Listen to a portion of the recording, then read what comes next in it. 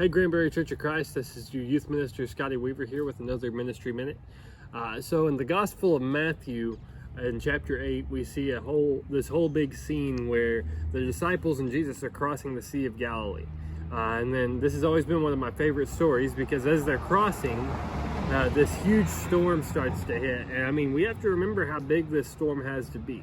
I mean, a lot of these guys were professional fishermen, and they were used to working out on these kinds of waters, but when this storm hits, even they are afraid in this moment.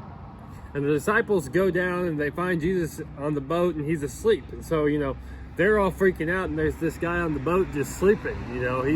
He's just sleeping through this whole thing. They wake him up and they start expressing their fears to Jesus. They talk about these waters that are so chaotic around them. And I want us to focus on that word for a second. These waters are chaotic. They are representative of chaos. And they're surrounded by all of this chaos that's just rocking their boat, and they're not sure if they're going to live. They're scared. And Jesus simply comes up and tells the storm to be quiet, and the waters are stilled.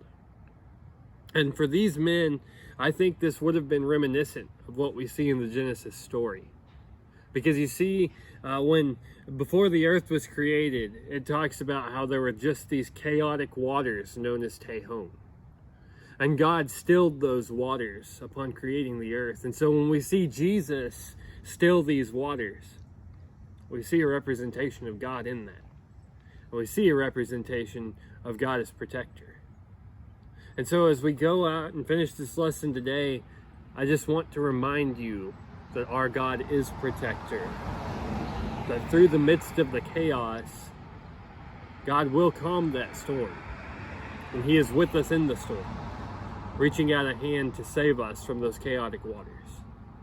So take His hand today and lean on Him.